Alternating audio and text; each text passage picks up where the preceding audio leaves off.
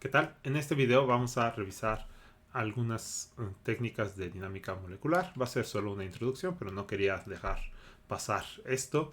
El tema es extremadamente vasto, entonces no vamos a poder ver todas las técnicas y toda la clase de detalles.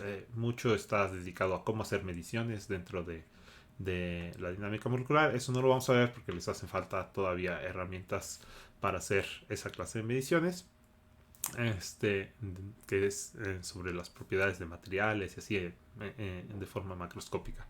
Pero la idea es poder simular muchas partículas al mismo tiempo de manera más o menos eficiente y eso lo vamos a revisar, al menos las bases. Entonces hay, insisto, muchas técnicas extra que uno puede hacer y dependiendo de cada problema uno puede revisar los detalles de ese problema. Y quiero decir, cuando hablo de muchas partículas, me refiero a muchas partículas que interactúan clásicamente. Para hacer la parte de muchas partículas interactuando cuánticamente, uno utiliza frecuentemente o bien puede ser métodos de Monte Carlo dirigidos hacia la parte cuántica, o también se utiliza algo hay métodos semiclásicos que los métodos semiclásicos pues efectivamente los podemos modelar con dinámica molecular. Entonces hay muchas cosas que son aproximables con la parte clásica y luego uno simplemente agrega algún detalle sobre las fases de las ondas que está uno modelando y con eso termina modelando el sistema este cuánticamente. Y también hay una técnica que se llama DFT, que esa pues no la vimos en este curso. Si les interesa, es todo un tema también estudiar DFT. En fin, como ejemplo, no vamos a ver no vamos a ver realmente nada teórico nuevo, entonces vamos a tomar un ejemplo concreto al cual vamos a aplicarle lo que ya sabemos y vamos a desarrollar alguna estrategia para simular varias partículas con este potencial, que es el de Lennard-Jones. Es el más típico de utilizarse. Uno podría haber pensado, pues voy a utilizar Coulomb o algo así. El problema de los potenciales estilo Coulomb es que si cuando son repulsivos no es problema, y esa es la buena parte de este potencial. Entonces déjenme graficar este el potencial, mientras les digo que cuando es repulsivo no es problema, pero cuando es solamente atractivo, las partículas se atraen mucho y cuando están muy cerca, lo que suele suceder es que el error numérico al resolver es las ecuaciones diferenciales correspondientes, pues hace como que explote el sistema, ¿no? Entonces, cuando tenemos dos partículas atraídas por una cosa gravitacional, pues los podemos poner a girar en lo que ya sabemos que da, ¿no? En una elipse.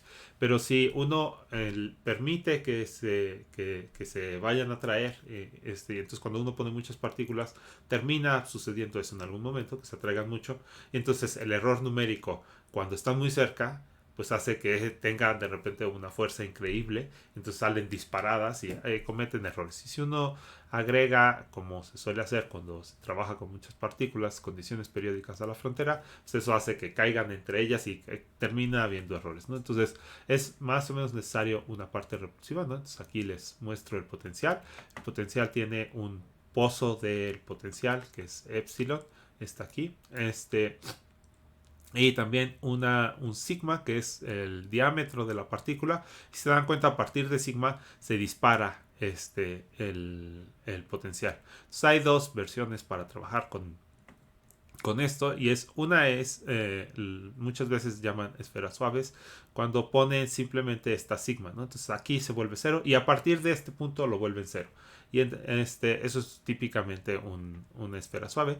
Entonces no se comporta como una esfera dura, excepto que se puede encimar, pero se puede encimar muy poquito, porque muy rápidamente esta cosa crece casi a infinito, ¿no? Entonces, si uno se mete demasiado hacia acá adentro, pues el potencial es tan grande que se comporta como si fuera esfera dura.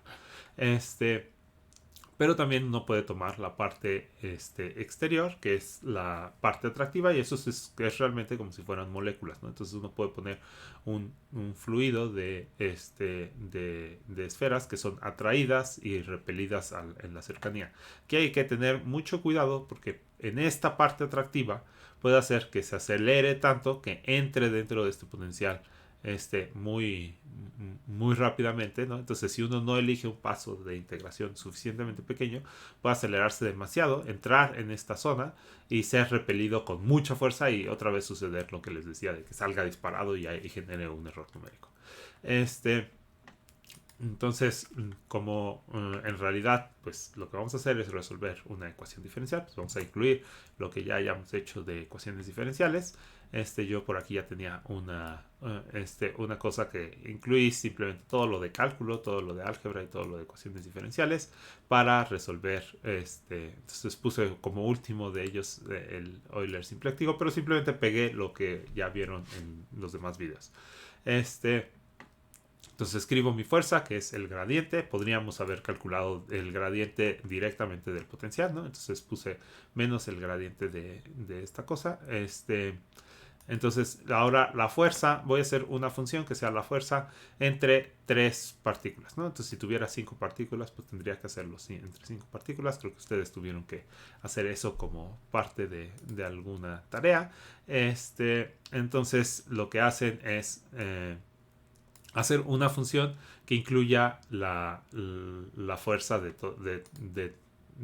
que va a sentir una partícula, la partícula 1, con como efecto de las demás partículas, ¿no? Entonces yo tengo que poner aquí todas las combinaciones: 1, 2, 1, 3, 1, 4, 1, 5, 1, 6, 1, 7, ¿no? Y eso es lo que siente la 1.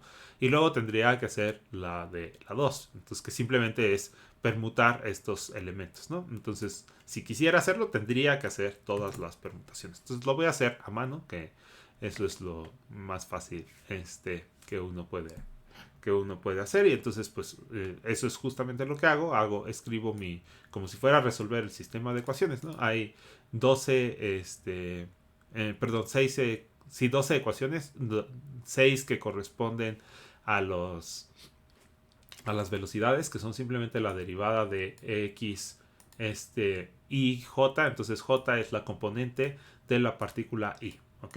Entonces es la componente, o sea, si es en la dirección de los X o de los Y.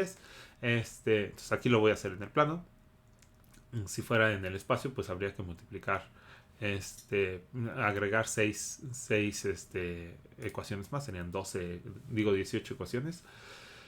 Bueno, entonces estas son las típicas ecuaciones de la definición de la velocidad y esas las voy a poner primero, ¿no? Entonces en mi vector de las Gs, que eso ya lo vimos en cómo resolver sistemas de ecuaciones, pues pongo aquí la velocidad, la derivada de X es la velocidad en la primera componente.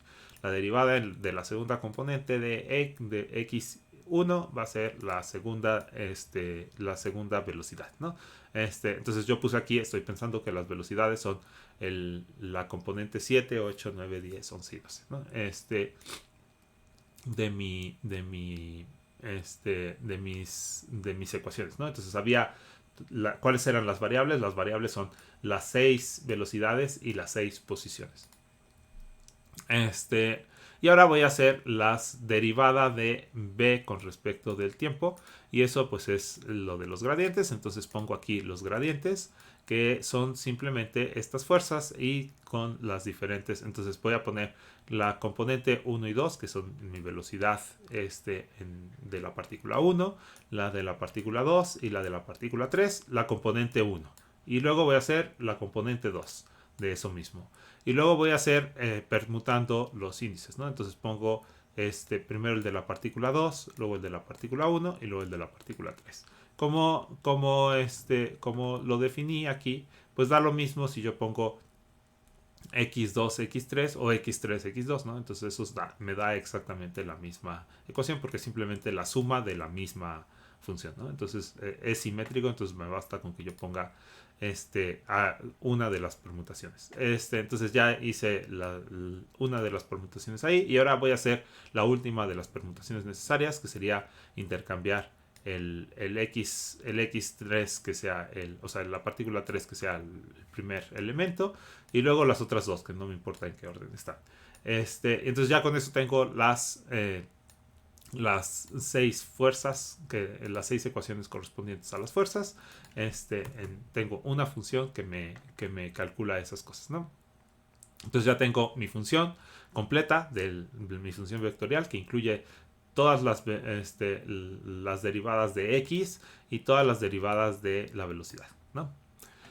Ahora voy a poner alguna condición inicial y esto va a ser ponerlas en con velocidades. Entonces, como había dicho, las últimas 6 componentes son las velocidades, entonces esos están en 0. Entonces comienzan con velocidad 0 y las posiciones, pues uno está en el origen, ¿no? Entonces está en el x0, 0, uno está en el 1, 0 y luego el otro está en el 1, 1, que es como una especie de triángulo rectángulo. Simplemente porque era fácil hacerlo, ¿no? Entonces, pues vamos a hacerlo. Y ahora utilizo alguna de las técnicas y utilizo, pues, en este caso, la técnica más sofisticada que habíamos visto para hacer la simulación, ¿no? Entonces eso se va a tardar un poquito en lo que termina de compilar y ya después recorre. Le agregué que me diga cuántos pasos van porque pues más adelante vamos a ver que se tarda un poquito, entonces vale la pena que me diga cuántos pasos de integración van, ¿no? Y ya, simplemente ahora obtengo las posiciones, que es lo que me va a interesar graficar. Podría ser que de aquí yo quiera calcular la difusión o el número de veces que tuvo en contacto una con otra. Yo qué sé, pueden haber ahí muchas cosas que me pudieran interesar. Entonces, en fin, ya. Lo obtengo las componentes 1 y 2 como las X y las Y de mi partícula 1, la 3 y la 4 como las X y Y de la partícula 2, y el 5 y el 6 como las X y las Y de la partícula 3. Y si yo quisiera las velocidades, pues podría poner esto mismo, pero 7 y 8, 9 y 10, 11 y 12, ¿no? Entonces ya lo tenemos y ahora voy a graficarlo, ¿no? Entonces vamos a hacer el dibujito. Esto se va a tardar quizás unos segunditos en lo que pone plots porque apenas lo está cargando.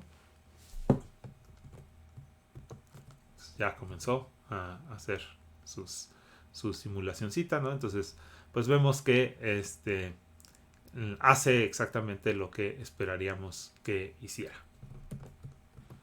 Entonces aquí termino este videito.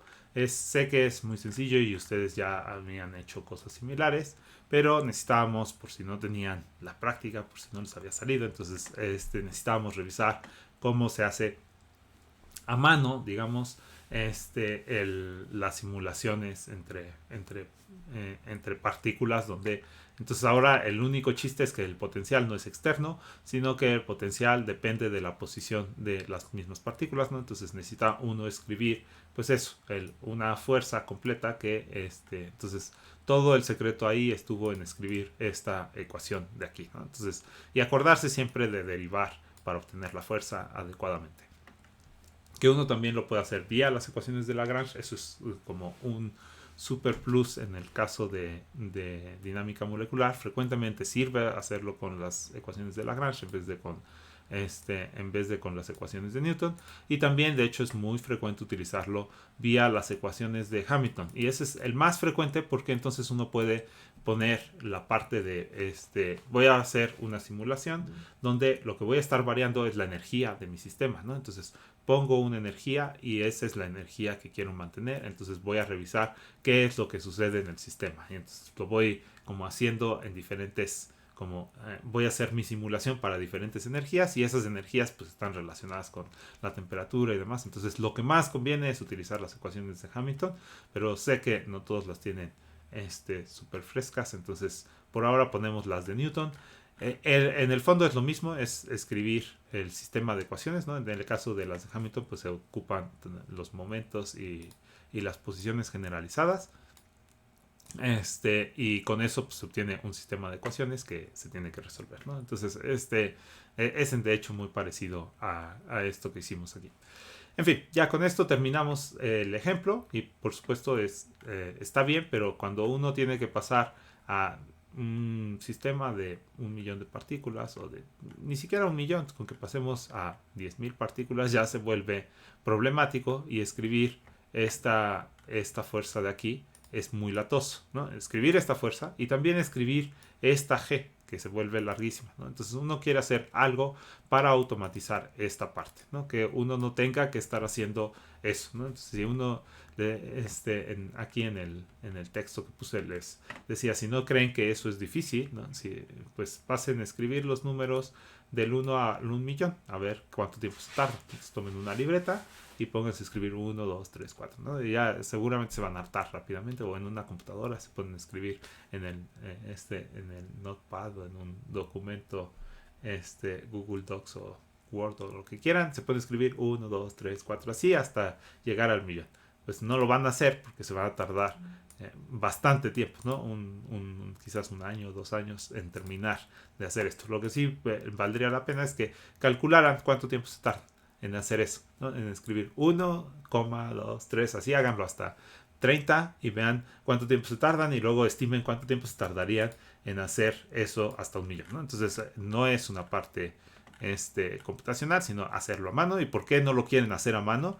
Porque es muy tardado. Entonces si uno quiere hacer muchas partículas, si va a hacer 10.000 partículas o algo así, pues ya, y 10.000 partículas no es algo tan descabellado. Incluso 1.000 partículas, pues ya escribir 1.000 veces sí se tardan, porque ya no sería escribir los números del 1 al 10, sino escribir esta clase de cosas, esta clase de cosas para el 10.000 números aquí adentro, ¿no?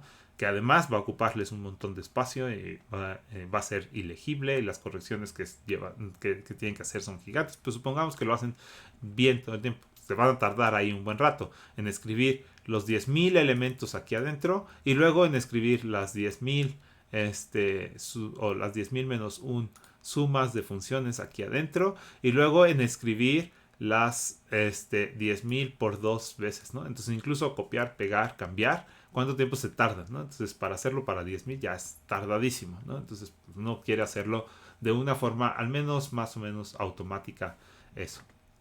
Entonces pues eso es lo que vamos a ver en el siguiente video.